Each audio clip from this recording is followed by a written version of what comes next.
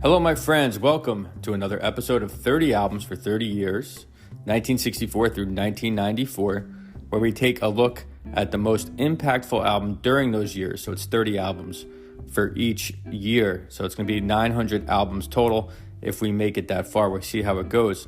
I am excited to announce that we have reached 600 listens, and we are now in over 20 countries, with the most recently added country being India. So welcome our listener or listeners who happen to reside in India.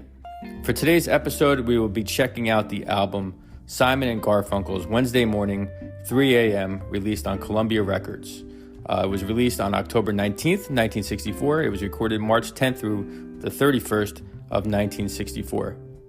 So normally, I like to issue these shows chronologically by release date, but I pulled a mulligan on this one.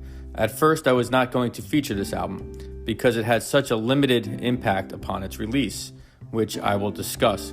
But my good friend and loyal listener, Ryan Pino, changed my mind on this one when he suggested the album, which I had on my list listed at number 31, so it just missed being included, but now, of course, it is. So after thinking about it, I realized that the show is not about the most impactful albums in the year in which it was released, but the most impactful albums over time. So Simon and Garfunkel's Wednesday Morning, 3 a.m. knocked off the Yardbirds' debut live album, 5 Live Yardbirds. So a shout out to Ryan. It was the right call. So thanks, Ryan. And I hope you enjoy this episode. Simon and Garfunkel's Wednesday Morning, 3 a.m., Columbia Records.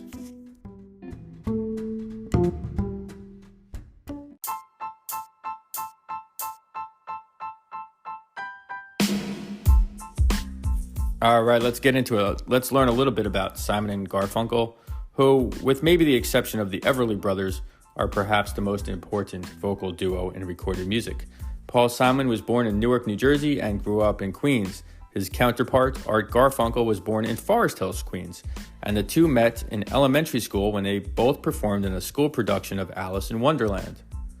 The two became fast friends, and they began singing together as teens, and in 1957 they recorded their first single, Hey Schoolgirl, under the name Tom and Jerry, which served as a minor hit.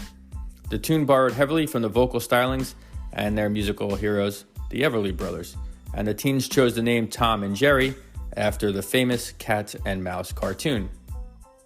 Simon and Garfunkel, or Tom and Jerry, parted ways in the early 1960s to pursue solo careers. However, they reunited in 1963 to connect to the new growing folk music scene that had developed in New York City. Now, under their names Simon and Garfunkel, they released their debut album Wednesday Morning, 3 a.m. on Columbia Records, which was initially a flop, and the boys went their separate ways once again, with Simon going to England to finish his first solo record, the Paul Simon Songbook, and Garfunkel returning to Columbia University.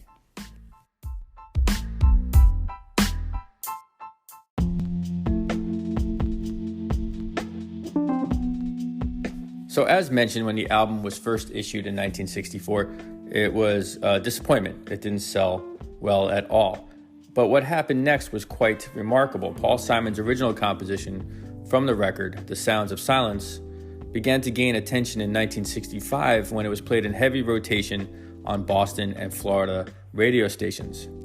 The song's producer, Tom Wilson, then remixed the tracks by adding in electric instruments and drums, and the new version exploded worldwide, hitting number 1 in January of 1966, and then hitting the top 10 in worldwide markets, so it was internationally known, and the song found a third life when it was heavily featured in the blockbuster 1967 film The Graduate, along with other Simon and Garfunkel tunes. Rarely has one song made a career like The Sounds of Silence did for Simon and Garfunkel. With the success of the group's second album called Sounds of Silence from 1966 on Columbia, the album Wednesday Morning 3 a.m. was reevaluated and re-released. The reissue charted at number 30, which is a remarkable comeback considering it didn't even break the top 200 when it was initially issued in 1964. The group literally went from being broken up and silenced in 1964 to being one of the most celebrated groups of the 1960s, all because of a fantastic song that would not fade away. So if we evaluated Wednesday Morning 3 a.m. in 1964, the album would have been considered to have no impact. But over time, the release or re-release has become one of the most impactful records of the 1960s.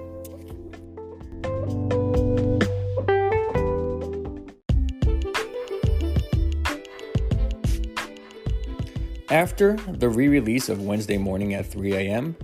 and the Sounds of Silence album, the boys continued to produce numerous hit songs and albums, but called it quits after their 1970 release, Bridge Over Troubled Waters. There are several reasons given as to why they could not repair the bridge or the troubled waters that separated them, ranging from creative differences, fights over money and management, a desire to do more solo projects, and just general burnout. It has been suggested that Paul Simon felt he deserved more credit because he wrote the songs. The two did come together at times and performed a reunion concert in 1981 for 500,000 fans in Central Park. They also reunited for a successful tour in 2003 through 2004, but the two remained distant, and their relationship is generally described as complicated.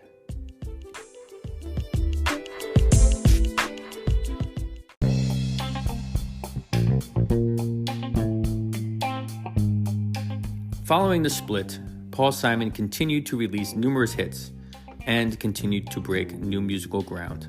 Art Garfunkel also did fairly well and had 4 charting hits in the 1970s. He also acted in films like Carnal Knowledge and Catch-22. At the time of this recording, both Paul Simon and Art Garfunkel are 81 years old. The duo was inducted into the Grammy Hall of Fame in 1987 and the Rock and Roll Hall of Fame in 1990. Paul Simon was also inducted into the Songwriters Hall of Fame in 1982, the Rock and Roll Hall of Fame as a solo artist in 2001, received the Kennedy Center's honors in 2002, and was the first recipient of the Gershwin Prize of Popular Song issued by the Library of Congress in 2007. Needless to say, while Garfunkel fared fairly well, Paul Simon became the megastar and got the attention he desired and deserved.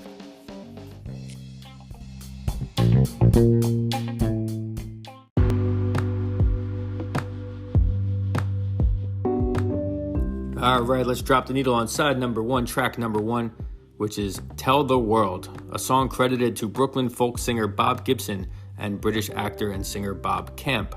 The song will bring joy, joy, joy, joy, joy into your heart. The tune is a great opener, offering Simon's up-tempo guitar strumming, spectacular signature vocal harmonies, and the stripped-down sound for which Simon and Garfunkel are known. Now, the blending of two voices can be such a magical thing and create such a distinct vocal colorization. Think about it in terms of painting. It takes the colors blue and yellow to make green, and the blended voices of Garfunkel and Simon to make the magic of their sound. Only those two individualistic voices can create the blend that is Simon and Garfunkel. Lyrically, the song makes religious and political references. The lyrics begin with the stanza, "You can tell the world about this. You can tell the nation about that. You can tell what the masters had done and the victories been won. I can only tell that it's a fine tune that gets the listener's attention. So tell the world and enjoy the tune."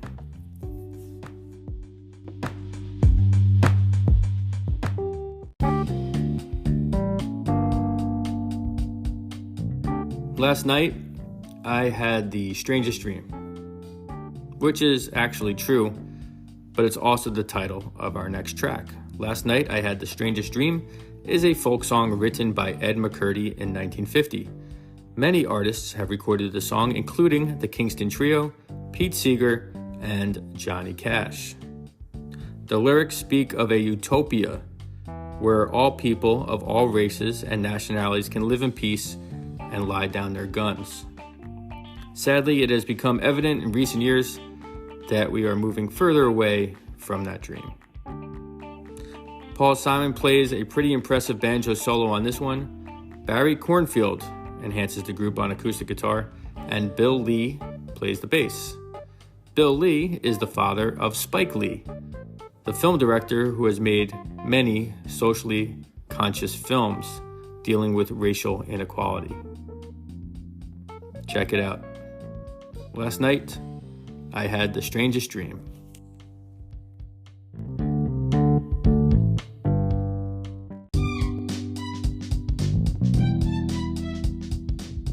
Track number 3 is Bleecker Street, which is the first song written by Paul Simon that is featured on the record.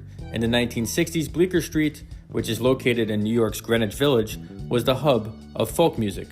The lyrics speak of voices leaking from a sad cafe, a poet reading a crooked rhyme. And again, the lyrics make biblical references, such as, "Holy, holy is his sacrament.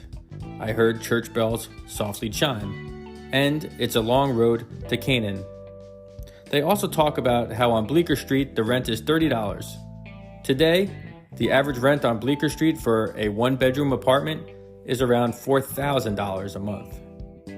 Simon showcases his formalized and impressive guitar finger-picking style on this track.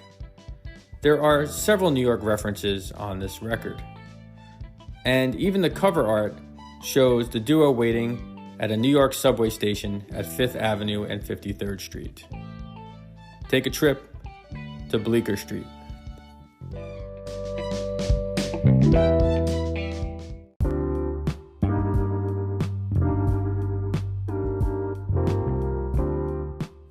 Track number 4 is Sparrow, another beautiful song by Paul Simon that showcases his finger-picking guitar stylings and meaningful lyrics.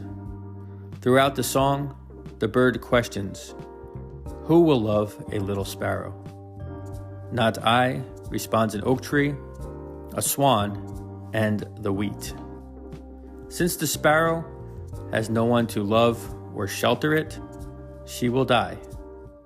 Knowing she will perish, the sparrow asks, "Who will write my eulogy?"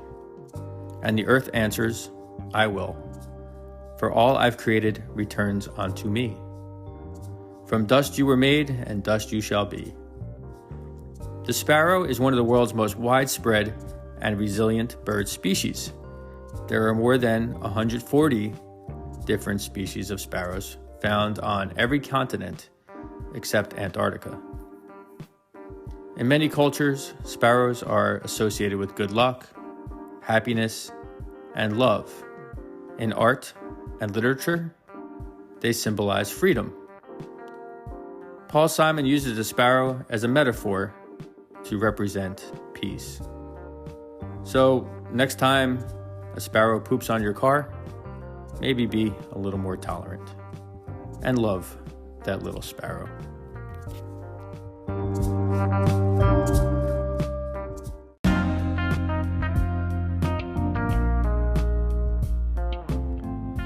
This next track is Benedictus, which is a unique choice for the album. Showcasing a folk duo singing a late Renaissance work in Latin is quite remarkable. Benedictus comes from the Belgian composer Orlando de Lasso, no relation to Ted Lasso. Orlando de Lasso was born around 1530 and died in 1594. De Lasso wrote over 2,000 works and was considered a master of harmonic vocal writing. The lyrics translate to, "In the name of the Lord." Now, it's unclear if Paul Simon was religious, although many of his songs suggest a search for a deeper meaning. Art Garfunkel was born Jewish, but has studied Eastern philosophies and practices such as meditation and yoga. Their voices on this track are absolutely majestic.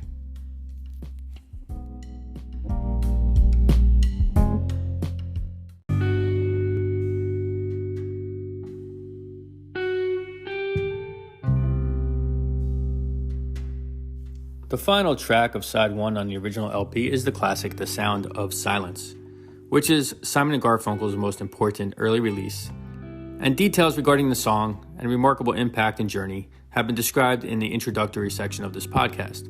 But to sum it up quickly, this version was not an initial hit in 1964. It developed a cult following, was then re-recorded and re-released and became a number one hit. The Sound of Silence is one of the most dark and introspective songs ever written, and this stripped-down version makes it even more dramatic. The opening lyrics, "Hello darkness, my old friend, I've come to talk to you again," is quite possibly the most haunting opening line ever written. Silence is one of the most essential compositional tools a composer has to work with.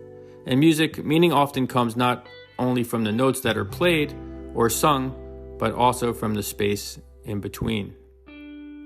Composer John Cage wrote a work called 4 minutes and 33 seconds, in which a performer sits down at a piano with a stopwatch, opens the piano lid, and plays no actual notes for 4 minutes and 33 seconds. And yet, the music is different every single time. So how can this be, you might ask? Well, within those 4 minutes and 33 seconds, someone is bound to make a sound, a cough, a chuckle, a foot tap, something. Maybe the air conditioning has a slight hum. Either way, within that time, your mind will wander and it will race because silence makes most people uncomfortable. Overall, the meaning of the song, The Sound of Silence, has been interpreted in many ways. But basically, it's a reflection of loneliness and how we are often too caught up in our own nonsense to actually communicate and hear others.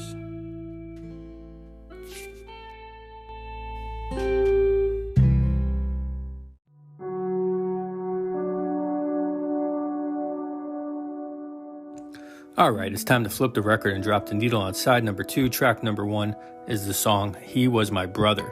He Was My Brother was written by Paul Simon as a tribute to Andrew Goodman.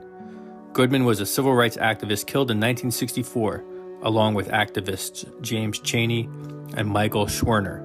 The three were working to register African American voters in Mississippi during the Freedom Summer Campaign. On June 21st, 1964, the three men were traveling in a car when members of the Ku Klux Klan stopped them. They were pulled from their car, abducted, beaten, and killed. Their bodies were buried in a dam, and they remained missing for weeks. When found, the nation mourned, and an investigation was opened against the Klan. Several members of the Klan were arrested and tried for the murders in 1967, with 7 being convicted. The group's leader was Edgar Ray Killian, and he was sentenced to 60 years, while the other 6 Klansmen involved received 3 to 10 years. Killian died in prison in 2018 at the age of 92. Andrew Goodman was 23 when he died. Paul Simon did not know Goodman personally, but like many, he was deeply affected by the murders. The song is a powerful protest song and a reflection of the racial turmoil in America at the time, an issue that is still far from being resolved.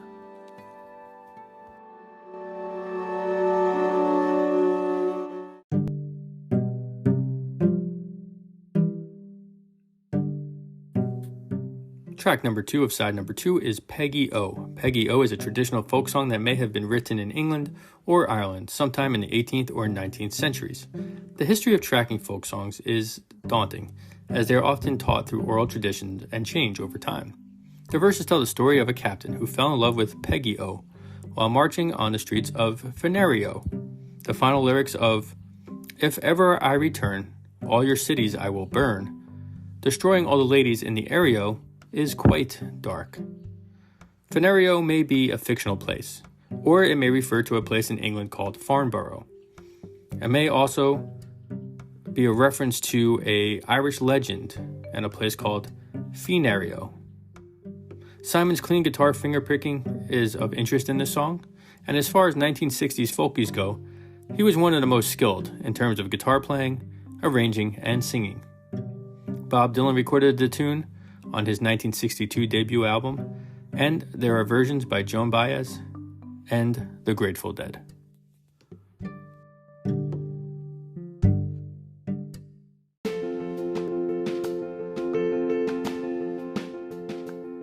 This next track is Go Tell It on the Mountain, an African-American spiritual that has been covered by many artists, such as Mahalia Jackson, Peter, Paul and Mary, Johnny Cash, Dolly Parton, the Blind Boys of Alabama, Bob Dylan, James Taylor, Whitney Houston, and Aretha Franklin. The song tells the story of the birth of Christ and his desire to spread a message of love. Simon and Garfunkel's version is played up-tempo and in a celebratory way. No matter the subject, the blend of Simon and Garfunkel's voices is angelic.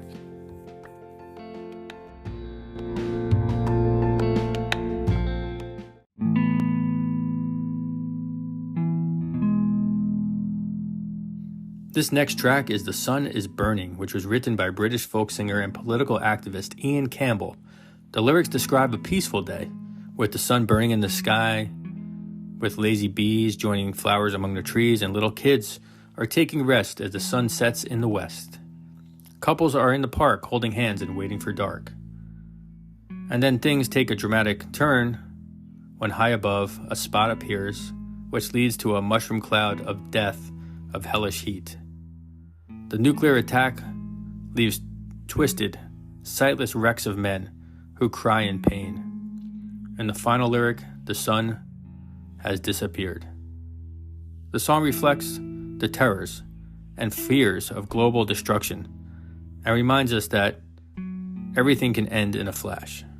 Needless to say, it's not a feel-good song.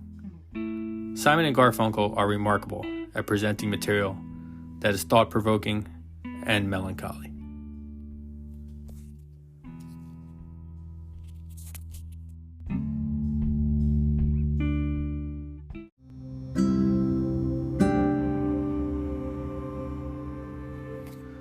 This next track is a familiar one, The Times They Were Changing, a classic protest song written and recorded by Bob Dylan in 1964.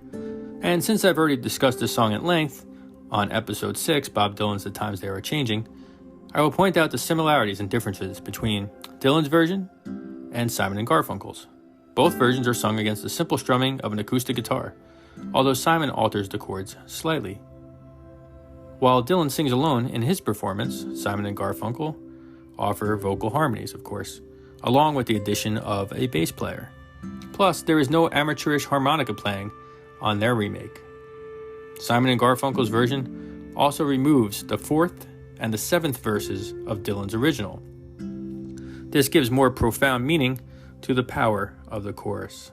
Now, some struggle with the uniqueness of Dylan's voice and the simplicity of his playing, and others welcome the purity of his recordings. I have often suggested that Dylan songs are sometimes best represented by the numerous artists who have covered his material. I'll let you decide. The times, they are a-changing.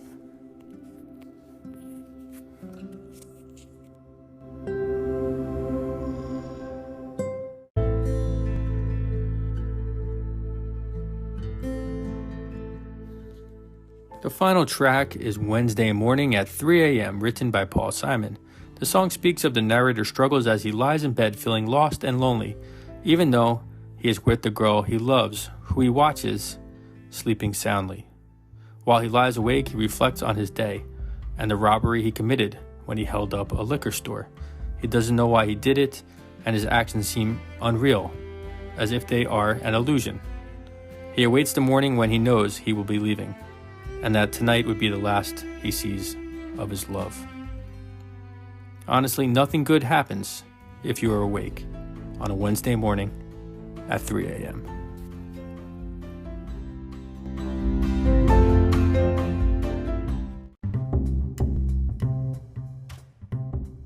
Alright, my friends, we did it. We made it to the end of the record, and although we're probably kind of depressed because it's kind of a dark album, we are better for it, so lift the needle off the record and let's put it away. In conclusion, Wednesday Morning, 3 a.m., initially sold only about 3,000 copies during its first pressing, and it was widely ignored in the US. And then people became hip to the album, and the record eventually reached over 500,000 in sales. This debut album reveals the incredible talents of Paul Simon as a songwriter, arranger, and guitarist, and the signature vocal blend of Paul Simon and Art Garfunkel. Adding interest is the variety of materials, which are 6 songs from Simon and 6 cover songs, which include folk classics, protest songs, and even a Renaissance piece sung in Latin. The duo would go on to release 5 more studio albums. All of them were hits, thus cementing their reputation as one of the most important acts of the 1960s.